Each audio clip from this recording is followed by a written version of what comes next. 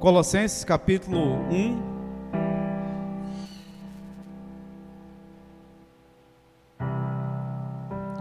Colossenses capítulo 1, a partir do versículo 14. Um pouquinho mais.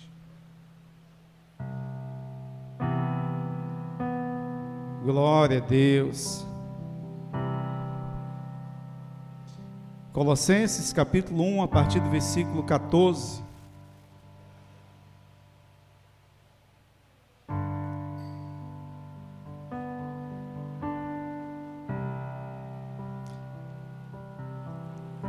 Diz assim, queridos, a palavra do Senhor: o qual nos tirou da potestade das trevas e nos transportou para o reino do seu amor, em quem temos a redenção pelo sangue, a saber, remissão dos pecados, o qual é a imagem de Deus invisível, o primogênito de toda a criação, porque nele foram criadas todas as coisas, que há no céu, na terra, visíveis, invisíveis, seja tronos, seja dominações, seja principados, sejam potestades, tudo foi criado por Ele e para Ele, e Ele é antes de todas as coisas, e todas as coisas subsistem por Ele, e Ele é o cabeça do corpo da igreja, é o princípio e o primogênito dentre os mortos, para que em tudo tenha preeminência. Amém? O tema da mensagem de hoje é a preeminência de Cristo. A preeminência de Cristo. O apóstolo Paulo, ele escreve à igreja em Colossenses, a igreja de Colossos, e ele dá essas recomendações. Nesse período, o apóstolo Paulo estava em prisões, ele estava preso, aproximadamente aí no período entre 60 a 62 depois de Cristo. A história diz que foi o primeiro cárcere dele, e lá ele fica sabendo que a igreja em Colossos está passando por algumas situações, e urgentemente ele escreve e compartilha com Timóteo essa escrita, e direciona aos irmãos que estão nessa região da Ásia Menor. Então o apóstolo Paulo, ele não fundou esta igreja, ele não evangelizou diretamente para essa igreja, mas como aquele que é o enviado, como apóstolo, ele assumiu a responsabilidade no reino de Deus e escreve para essa igreja com uma certa preocupação, porque aqueles irmãos ali que que naquela região, eles estavam sendo confrontados, não exatamente como estava acontecendo com os irmãos que estavam ali sobre o império em Roma. Nesse período era Nero o imperador, e os irmãos estavam sofrendo muita perseguição, né? A história diz que morte, prisão, muitas perseguições eram comum no período de Nero. Porém, esses irmãos, também considerados como os das diáspora, né? O próprio apóstolo Pedro escreve também as epístolas para essa igreja, a primeira carta de Pedro, a primeira epístola de Pedro, ele escreve também para a igreja da Ásia Menor, que também ele chama daquela igreja da diáspora, dos irmãos que tinham sido dispersos pelo aquele mundo, talvez alguns por causa da perseguição romana, outros porém estrangeiros que estavam se aproximando de Jerusalém, porque estava conhecendo agora o evangelho de Jesus Cristo. E tanto Pedro quanto Paulo escreve a essas igrejas que estão nessas regiões, porque eles sentem a necessidade de que os irmãos estão precisando de um cuidado, e esse cuidado é o evangelho, as boas novas de salvação. Embora eles, já conhecendo o evangelho através de Jesus, agora eles precisavam ser consolidados através da palavra de Deus. Então, essa igreja que ficava em Colossos, ela hoje é na região da Turquia, como eu já falei, na Ásia Menor, E a economia nesse período de Colossos era baseado em tingimentos de roupa, especificamente de uma lã que tinha como cor um vermelho mais escuro, que era chamado de colócinos. Talvez o nome da cidade derive dessa prática comercial que eles tinham do tingimento desses tecidos. E essa igreja agora, ela estava passando por um grande problema, uma grande dificuldade, enfrentava a igreja. Segundo ficou sabendo o apóstolo Paulo, o gnosticismo, que é a crença ou a não crença do Deus triuno, e em contrapartida, eles começavam agora a disseminar entre os novos convertidos que a ideia de que Jesus era Deus não era verdadeira, e de que Deus era uma pessoa, o Filho era outro, o Espírito Santo também, dentre outras dúvidas que eles tinham. Isso aí era disseminado entre aquela igreja. Naquele período também, o sincretismo religioso se espalhou por toda aquela região, né? Algumas práticas do judaísmo era praticado também pelos irmãos da igreja, como sendo uma obrigação, né? Então, também algumas práticas pagãs também era disseminada. A filosofia era muito forte naquele período, principalmente naquela religião. Então, alguns sofismas de algo que a igreja deveria fazer, porque era uma tendência, digamos assim, cristã, e de forma que os irmãos estavam perdidos, de forma que os irmãos estavam praticando um evangelho sem fundamentos na palavra de Deus, baseado naquele tipo de informação, né? Maria vai com as outras, né? Então, uma mentira que é disseminada ali se transforma num sofisma como se fosse verdade, e a igreja começava a ter algumas práticas que não era condizente ao evangelho de Jesus Cristo. Então, o apóstolo Paulo, quando fica sabendo disso, em cadeia, ele escreve essa carta para essa igreja. E o início da leitura que fizemos, que é a base essencial para aquilo que o Senhor tem para ministrar ao nosso coração hoje, diz que o qual, ele se referindo a Jesus, nos tirou da potestade das trevas e nos transportou para o reino do seu divino amor. Então, o apóstolo Paulo faz questão de mostrar para aqueles irmãos, para aquela igreja, a sua condição anterior, que ele nos transportou do império das trevas. Então ele diz: lembre que vocês estavam vivendo sob o império de Satanás, sob o império das trevas, e esse Jesus, o qual salvou as vossas vidas, ele nos libertou, ele nos salvou, ele nos resgatou e transportou para o reino do seu divino amor.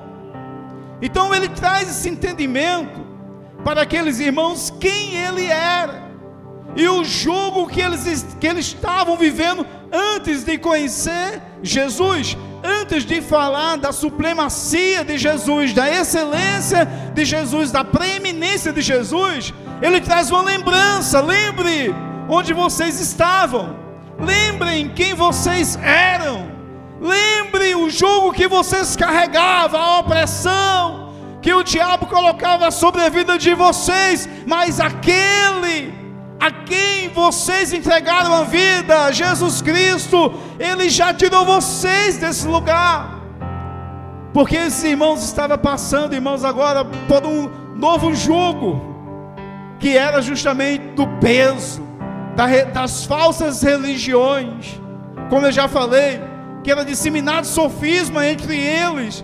Olha, para ser crente você tem que fazer assim, para ser crente você tem que praticar isso, crente de verdade tem que fazer como os judeus, tem que praticar a circuncisão.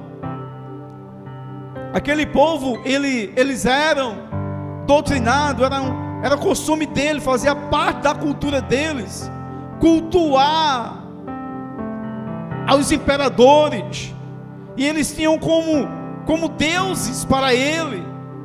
E agora eles começam a entrar na igreja agora, uma informação através do gnosticismo, que Jesus é apenas mais um, que Jesus é apenas mais um, que deve ser adorado como um dos deuses. E o apóstolo Paulo, ele vem muito forte, enfático nessa carta. No versículo 14 ele diz: em quem nós temos a redenção pelo seu sangue, a saber, remissão dos vossos pecados, como se dizendo, foi esse Jesus Cristo que te resgatou das trevas para o império do seu divino amor. Foi pelo sangue de Jesus que nós temos a remissão dos nossos pecados e somos salvos em Cristo Jesus. Não foi o imperador ciclano, nem o imperador fulano, não são os pseudos deuses, mas esse Jesus Cristo que derramou o seu sangue para salvar a sua vida. Ele sim deve ser adorado e exaltado. Então, versículo 13 e o versículo 14, o apóstolo Paulo faz questão de mostrar para aquela igreja quem eles eram, e aquilo que Jesus começou a fazer na vida deles. Irmãos, nós também precisamos ter esse entendimento. A mensagem bíblica nos remete a um acontecimento, a um tempo, a uma história, mas eu estou pregando, não é para os irmãos de 2000 anos atrás, eu estou pregando para os irmãos em 2025, tem a ver conosco. Um dia nós também estávamos, irmãos, no charco de lodo, no lamaçal do pecado, estava no mundo, vivíamos como escravo do diabo, eram as práticas do pecado quem nos dominava, eram as práticas do pecado que o diabo ditava aquilo que nós deveríamos fazer, mas pelo sangue de Jesus nós somos salvos. Quem pode dizer amém? Pelo sangue de Jesus nós fomos salvos, e agora nós precisamos entender a nossa natureza que nós recebemos espiritual.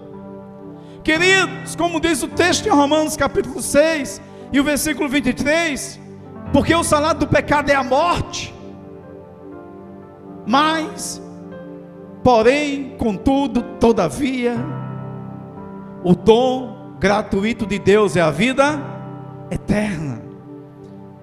O texto em Romanos 3 e 23 diz que todos pecaram e destituídos estavam da glória de Deus, estavam mortos, como diz o texto do capítulo 6 de Romanos, estavam mortos, destituídos, afastados, não tínhamos o direito da comunhão com Deus, mas pelo sangue de Jesus nós somos remidos, e agora nós temos a oportunidade de termos novamente comunhão com Cristo Jesus.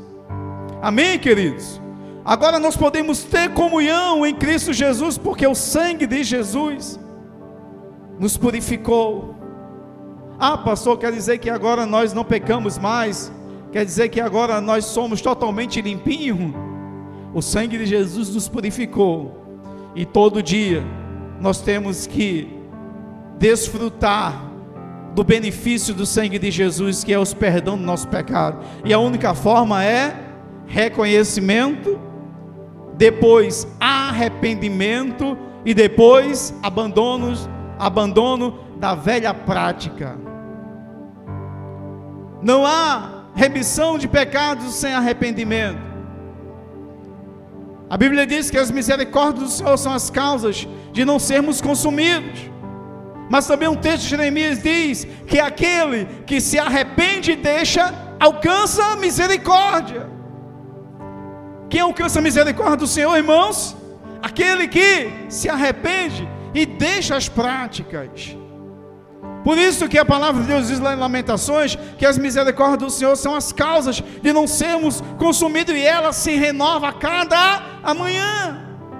mas as misericórdias do Senhor nos alcançam na medida que nós, falo isso no contexto espiritual, em um contexto geral, as misericórdias do Senhor atinge toda a humanidade, mas em um contexto espiritual, onde nós somos vivificados em Cristo Jesus, é quando nós nos arrependemos nele e abandonamos as velhas práticas do pecado.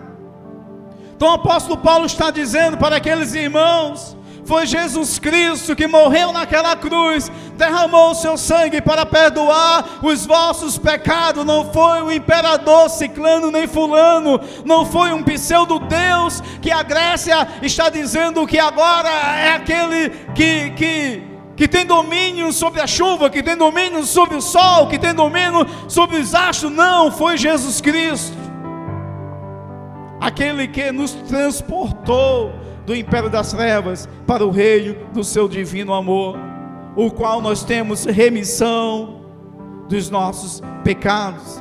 Queridos, o texto de Efésios capítulo 2, o versículo 1, ainda o apóstolo Paulo, nesse mesmo período, ele escreve também para a igreja de Laodiceia, para a igreja em Éfeso, e ele também envia essa carta, e ele diz agora para a igreja em Éfeso, conhecido como a igreja de Laodiceia, capítulo 2, o versículo 1, ele diz: esse Jesus, ou seja, e vos vivificou, estando vós mortos em nossas ofensas e pecados, em que noutro tempo andaste segundo o curso deste mundo, segundo o príncipe da potestade do ar e do espírito que agora opera nos filhos da desobediência, entre os quais todos nós antes andávamos em desejo de nossa carne, fazendo a vontade da carne e dos nossos pensamentos, e éramos por natureza filhos da ira, como os outros também. Era essa nossa realidade, esse era o nosso estado antes de conhecer Jesus. Mas esse Jesus que ele começa a dizer no versículo 1 do capítulo 2, esse Jesus nos vivificou. Amém, queridos? Glória a Deus. Nós estávamos mortos, mas através de Jesus nós temos vida nele. Por isso também que o apóstolo Paulo, escrevendo à igreja de Gálatas, ele diz lá no capítulo 2, o versículo 20: já não vivo eu, mas Cristo vive em mim, e a vida que agora vivo, já não vivo mais eu na carne, a vida que agora vivo, eu vivo no Filho de Deus. Jesus, irmãos, entregou a vida dele para salvar a nossa vida.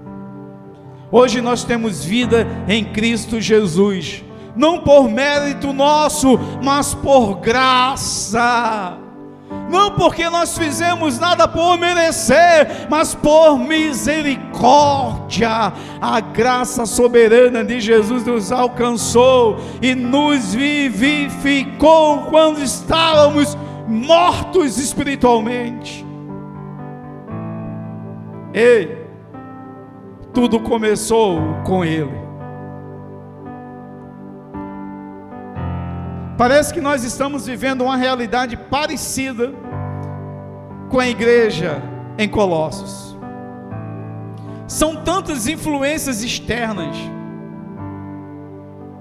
são tantos modelos, tantos sofismas. Olha, você agora pode fazer assim. Olha, agora, em vez de você ir para a igreja orar, você pode apenas dar um bom dia para Jesus. Em vez de você ler a Bíblia, você pode apenas escutar lá a rádio. Em vez de você fazer aquilo, irmãos, parece que está se tornando como se fosse rotina entre as igrejas. As disciplinas espirituais que sempre moldaram o caráter cristão, parece que está perdendo agora a importância, como as práticas de orações, como as práticas de leitura da palavra de Deus, com a importância do discipulado, a importância da mentoria pastoral.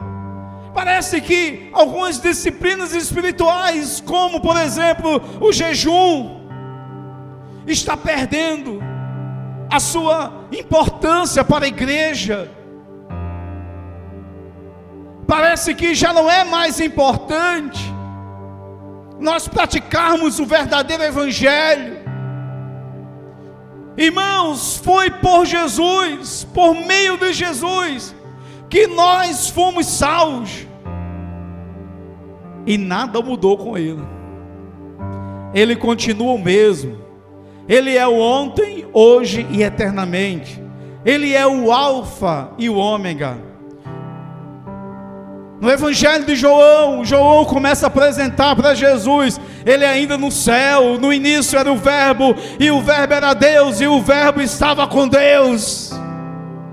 Nada do que fez foi feito sem ele, irmãos.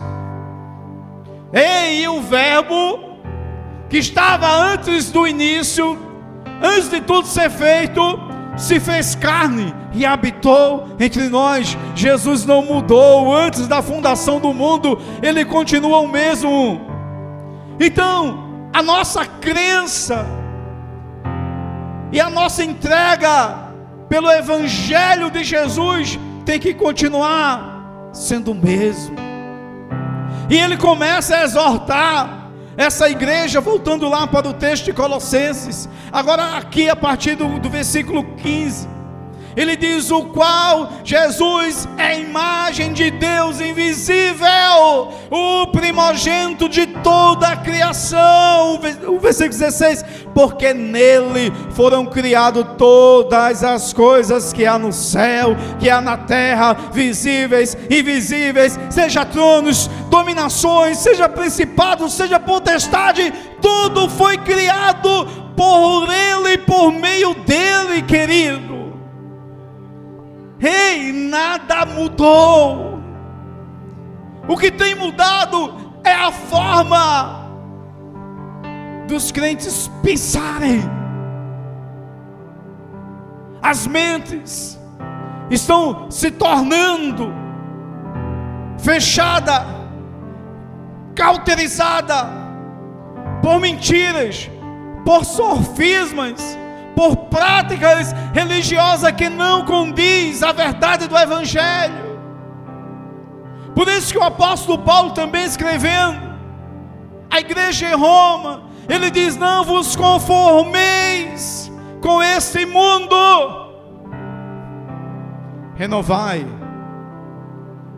renovai a vossa mente. Permita uma renovação. Só através de uma mente renovada que pode ser transformada, pode ser mudada segundo a vontade de Deus. Não é aquilo, irmãos, que ditam para nós, é aquilo que sempre foi. Não há um novo modelo. Ele é para todo sempre. Ele é o eu sou, o único, o verdadeiro, a palavra de vida eterna. Jesus Cristo é. Ele não mudou, ele é o mesmo. O apóstolo Paulo está dizendo para aqueles irmãos: lembrem que esse Jesus, ele é a imagem de Deus invisível, o primogênito de todas as criações. Antes de tudo ser criado, ele já existia, ele é o primeiro. Aleluia! Porque nele foram feitas todas as coisas, o que há na terra, o que há no céu, aquelas que você pode ver, as invisíveis, aquelas que vocês também não conseguem ver, as invisíveis, seja tronos, dominações, potestade, foi criado por ele. Por isso que por causa dele nós nos rendemos, nós nos entregamos, por causa dele nós nos prostramos. e declaramos a nossa fé em Cristo Jesus em obediência. Nós declaramos a nossa fé em Jesus Cristo em obediência. A fé não é uma declaração vã. Ah, eu amo Jesus. Ah, eu creio em Jesus. Ah, eu sou crente, sou evangélico, sou cristão. Junta tudo, irmãos. Não significa nada se nós não praticarmos uma fé operante. Essa fé operante é baseada na obediência. Aquilo que eu creio e eu estou chamando de fé, eu preciso praticar e andar e viver naquilo que eu creio. Amém, queridos? E agora o apóstolo Paulo fala sobre a suficiência de Jesus. Ah, eu preciso fazer tal prática para me tornar mais crente. Eu preciso agora fazer alguns rituais para me tornar mais espiritual. Agora eu preciso... Não, irmãos, não é você, Ele já fez. O que precisa é nós nos entregarmos a Ele. Ele é autossuficiente e não tem nada que você faça que você possa se aproximar mais de Deus, a não ser entregar completamente a sua vida na direção dEle. Deixa que Ele faz, deixa que Ele conduz, deixa que Ele direciona, deixa Ele ser o teu norte, deixa Ele ser a tua direção, deixa Ele ser o teu destino. Mas sabe, irmãos, às vezes nós ficamos querendo direcionar aquilo que Deus precisa fazer. Parece que é nós que ditamos para Ele o que é que Ele deve fazer com a nossa vida. Escutei há pouco um comentário como, por exemplo, às vezes nós falamos: eu entreguei a minha vida para Jesus. Eu não entreguei a minha vida para Jesus. Foi Ele que resgatou a minha vida. Foi Ele que nos resgatou. Eu só disse sim para Ele, mas quem faz a obra é Ele. Eu só digo: eis-me aqui, mas é Ele quem conduz. O homem carnal, voluntariamente, jamais ele vai entregar a sua vida para Jesus. Mas quando ele reconhece que Jesus é Senhor e Salvador, o próprio Jesus resgata a vida dele, toma para si e começa agora a dar uma nova direção. Amém, queridos? Nós precisamos confiar em Jesus, deleitar nele, descansar nele, porque Ele é o único refúgio, fortaleza e socorro bem presente. Sem Ele nada podemos fazer.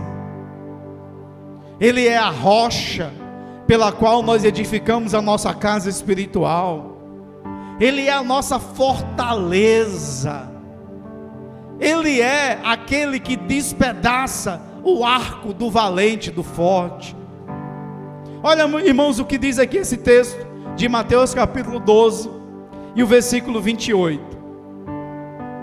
Jesus dizendo: mas se eu expulso os demônios pelo Espírito de Deus, logo é chegado a vós o reino de Deus.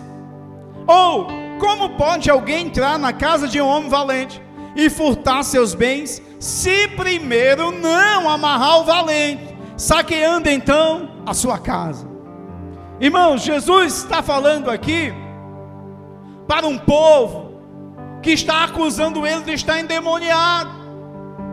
está acusando ele de expulsar demônios pelo espírito de Beelzebu. Volta lá, filho, por favor. Aí ele diz: mas se eu expulso demônio pelo espírito de Deus, vos é chegado o reino de Deus. 29. Aí ele diz: ou como pode alguém entrar na casa de um valente, de um homem valente, saquear os seus bens, se primeiro não amarrar? O valente saqueando então a sua casa. Esse valente, ele se refere ao diabo, ao príncipe das trevas, ao próprio Beelzebu, ao Satanás. Ele está se referindo que o valente, o diabo, ele toma uma pessoa e assume o lugar na vida dessa pessoa. Aqui ele está dando como ilustração uma casa, mas se referindo a uma pessoa. Aí ele diz que chegando o mais valente do que aquele que tem dominado aquela pessoa, aquele que tem assumido aquela casa, ele amarra, ele prende, ele humilha, ele destrói as forças do valente, porque ele é o mais valente. E aí ele toma para si aquela casa. Irmãos, contextualizando, Jesus estava querendo dizer: um dia o diabo assumiu a sua vida. Um dia ele tomou tudo aquilo que você tinha. Um dia era ele que estava ditando o que você fazer. Mas chegando aquele representante do reino de Deus, no versículo anterior, expulsa o valente. E quando ele chega, ele entra na casa, ele prende o valente, ele humilha Satanás, e ele assume o lugar total da sua vida. Jesus, um dia ele fez isso em nossa vida.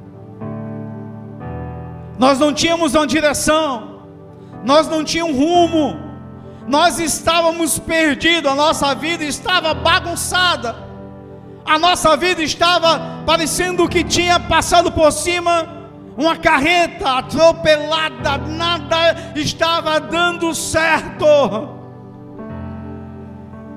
porque o diabo, promotor de tudo aquilo que provoca desgraça, miséria, confusão, era ele que estava assumindo o nosso pensamento e as nossas práticas de nossa vida. Mas Jesus chegou para mudar a nossa história.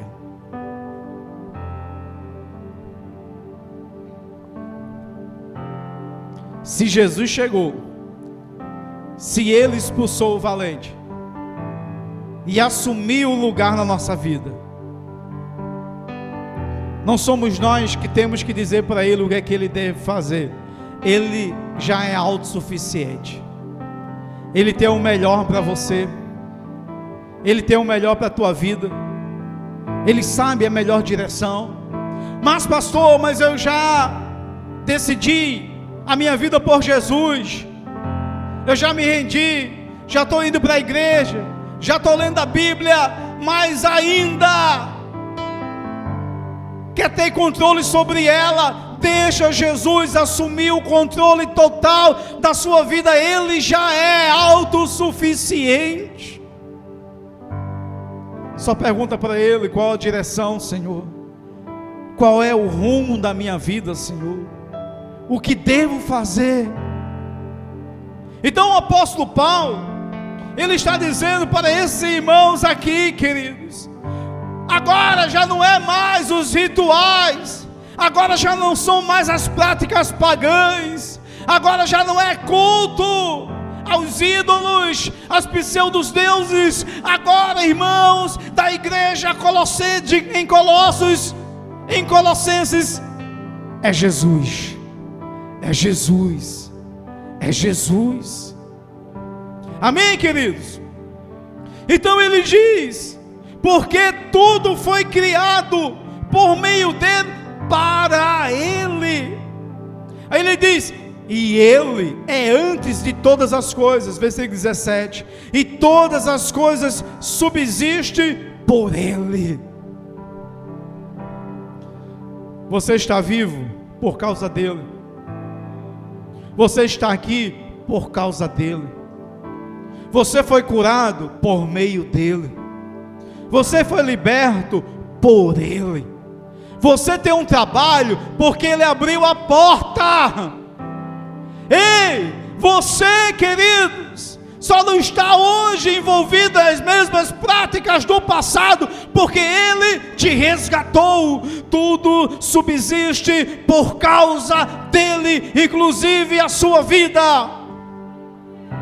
Salmista Davi, no Salmo 24, ele já entendia isso. A terra, a plenitude e todos que neles habitam, irmãos, pertence a ele. A sua vida, a sua família, os seus bens, tudo o que você tem, os seus dons, talentos, habilidades, ministério, é por causa dele. Ei, ele te amou primeiro. Antes da fundação do mundo, diz a palavra de Deus, que ele já tinha nos amado. Ainda quando você estava no ventre da sua mãe, ele já tinha te escolhido. Amém, queridos? Tudo subsiste por causa dele. Ele é a nossa autossuficiência. Eu não preciso mais de nada, eu preciso de Jesus. Pastor, então quer dizer que eu não vou trabalhar? Quer dizer que eu não vou fazer? Irmãos, busca primeiro o reino de Deus e a sua justiça, que as demais coisas vos serão acrescentados.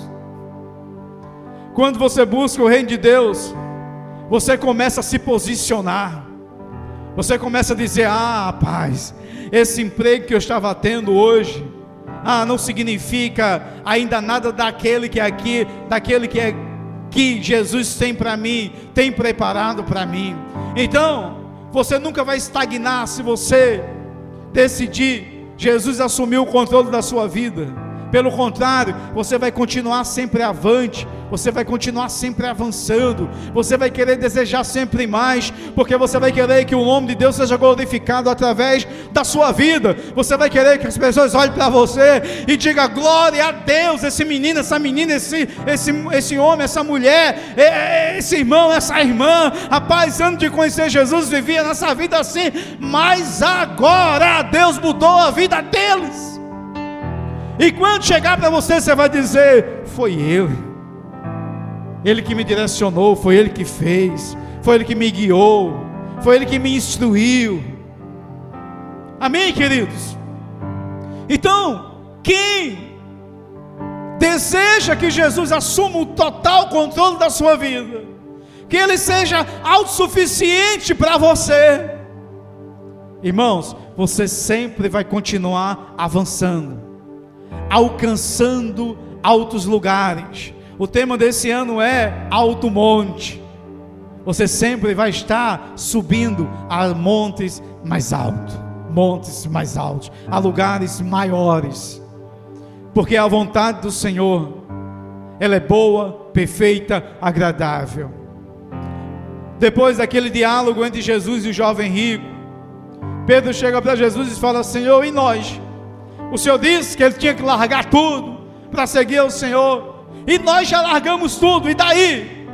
Jesus fala muito bem. Que pergunta legal, só agora fizeram para mim essa pergunta. Eu esperava essa pergunta antes, eu esperava essa pergunta no início, mas que bom que vocês fizeram essa pergunta para mim.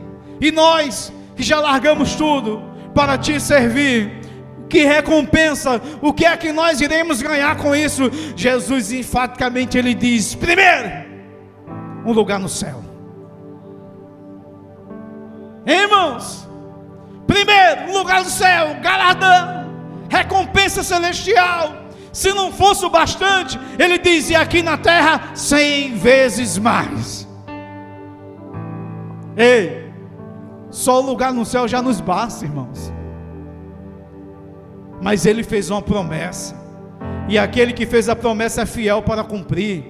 Ele não é homem para mentir, nem filho do homem para se arrepender. Tudo que ele promete, ele cumpre. Ele disse: um lugar no céu e 100 vezes mais aqui na terra. Tudo aquilo que deixarem para me seguir, eu darei como recompensa. Ei, você não está perdendo o seu tempo em seguir Jesus.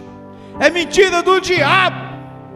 Ele quer te enganar, ele quer te iludir, dizendo para você que você está perdendo o seu tempo, que você está gastando as suas energias, que você está gastando a sua mocidade. É mentira do diabo. Ele está querendo que você perca a recompensa que o céu já tem preparado para você. Jesus disse: um galardão, um lugar no céu e 100 vezes mais aqui na terra. Tem recompensa. O seu trabalho no Senhor não é em vão, irmãos. Tem recompensa. Todo aquele que entregar a sua vida ao controle de Jesus. Irmãos, não é um critério de barganha querer ser exaltado. Não tem nada a ver com isso. Mas todo aquele que permitir Jesus guiar a sua vida, Ele o exaltará para que o nome do Pai seja glorificado através da sua vida. Ele diz que se você crer nele, obras maiores do que ele fez você fará. Será que é desejo de Jesus de você crescer em todos os âmbitos, em todas as áreas? Lógico que é, irmãos. Segundo a palavra de Deus, eu declaro sobre a sua vida, você será, minha irmã, você que é dona de casa, a melhor dona de casa que a terra já conheceu. Se você decidiu ser dona de casa e mãe, você será para os seus filhos a melhor mãe deste mundo. A terra nunca conheceu uma mãe como a senhora. Se você é profissional liberal, você será o melhor empreendedor naquela cidade onde você se dispôs a empreender. Se você é funcionário público, você vai se destacar entre os demais em nome de Jesus. Mas pastor, já está tão bom no lugar onde eu estou. Não se conforma, queridos, porque Deus quer glorificar o nome dEle através da sua vida, através da sua promoção. Ele quer glorificar o nome dEle através de suas conquistas. Não tem a ver conosco, tem a ver com Ele. Não se conforma, mas não entre na tentação de querer você mesmo, dar o seu jeitinho, de querer você mesmo, na sua própria forma de pensar e de agir, conseguir através dos álibis que você já adquiriu por algum tipo de experiência, resolver. Deixa Ele. A preeminência de Jesus. supremacia, excelência. A proeminência fala-se em relevância, em dar lugar, em reconhecer, proeminência. Mas aqui, o tema da mensagem é a preeminência, ou seja, Ele é o superior a tudo e todos. Especificamente, na obra da redenção. Ele é autossuficiente. Ele tem a excelência no que se diz respeito à salvação de vidas, à restauração, à mudança, à transformação, à metamorfose, à mudança de estado. Ele é preeminente em transformar a vida de um vil pecador em um filho herdeiro, co-herdeiro a todas as promessas que foram feitas ao patriarca Abraão. Jesus fez isso por nós. Ele transformou a nossa vida quando nós não éramos nada nem ninguém, em vida de filho, herdeiro, e mais do que tudo, cidadão do céu. Quem tem direito de receber esses benefícios? Mateus capítulo 11, versículo 28. Vinde a mim, todos os que estáis cansados e oprimidos, e disse Jesus, e eu vos aliviarei.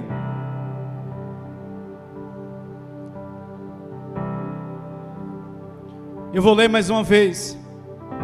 O Espírito de Deus fala no meu coração que alguém precisa ouvir esse texto que é tão conhecido do Evangelho, que já foi tão citado. O Espírito Santo fala no meu coração que alguém precisa ouvir esse texto aqui, a palavra do Senhor, dizendo: vinde a mim. Não é prioridade para alguns. Todos os que estáis cansados e oprimidos. Ansiedade, indício de depressão, opressão, sobrecarga. Jesus está dizendo esta noite: vinde a mim. Eu sou a resposta que você precisa. Eu sou alívio para a tua alma. Eu sou descanso para você. Talvez alguém veio aqui para receber uma palavra. Você não veio, você veio receber uma palavra, mas você não vai sair daqui apenas com a palavra. Você que veio receber uma palavra, você vai sair daqui com Jesus. E eu vos aliviarei. Você vai sair com Jesus. Ele é alívio para a sua alma.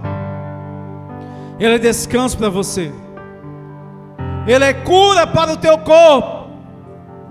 Ele é libertação para a tua alma. Jesus, o primeiro e o único. Vinde a mim todos que estáis cansados e oprimidos, e eu vos aliviarei. Tomai sobre vós o meu jugo, está levando um fardo que não é seu. Você está levando um fardo que não pertence a você. Você está carregando um jugo com pessoas. Vou repetir, você está sobrecarregado porque decidiu carregar um jugo com outra pessoa comum como você. Mas Jesus está dizendo: tomai sobre vós o meu jugo. Jugo, irmãos, é aquela peça de madeira que unia dois animais, dois bois, onde uma peça de madeira pega no pescoço de um e pega no pescoço do outro, e eles precisam andar junto, puxando cargas, arando terra. Aquela peça de madeira chama jugo. E algumas pessoas estão andando com o jugo de outros.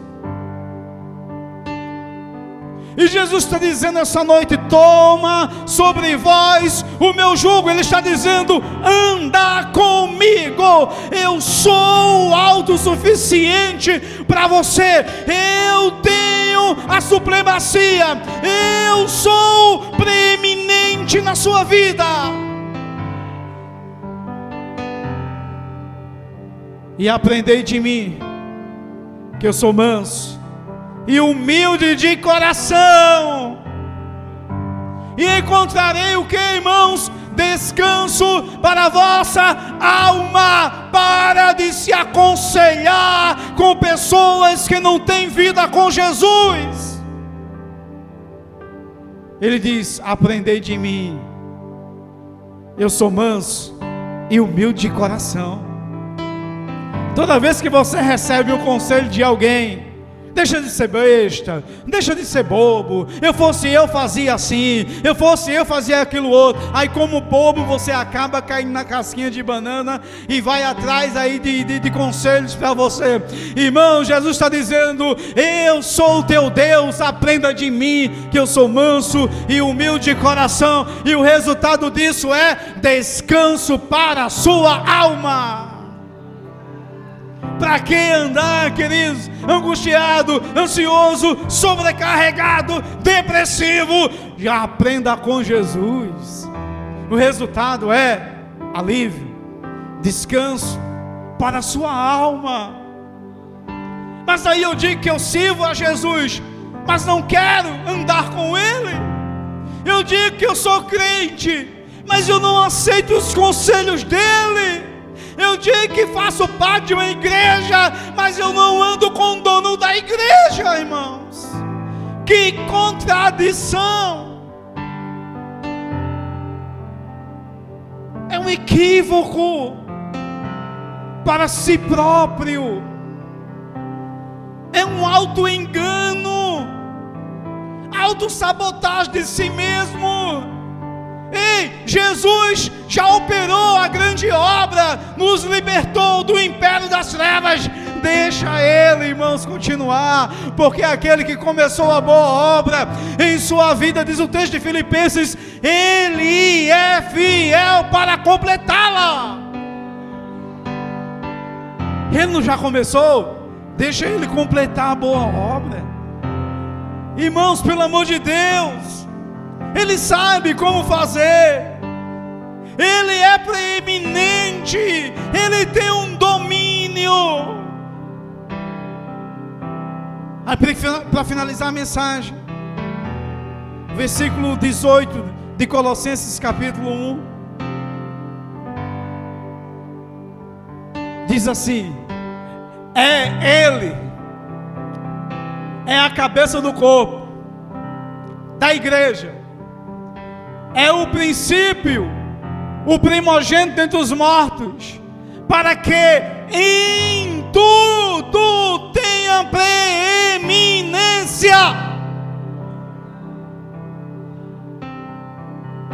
Ele é o cabeça do corpo, se referindo ao corpo de Cristo. Ele é o cabeça da igreja. Ele é o princípio, antes da fundação do mundo, é Ele mesmo. Ele é o primogênito, foi o que morreu primeiro. A Bíblia diz que com Ele nós também morremos, mas com Ele nós seremos ressuscitados em Cristo Jesus. Ele é o primogênito dentre os mortos. Para quê? Com que objetivo? Por qual razão? Ele foi o primogênito, irmãos, para assumir o controle da sua vida. Ele diz: eu sou o primogênito, o cabeça, eu sou o primeiro, para assumir o controle da sua vida, para que em tudo Ele tenha a preeminência. Fica de pé em nome de Jesus.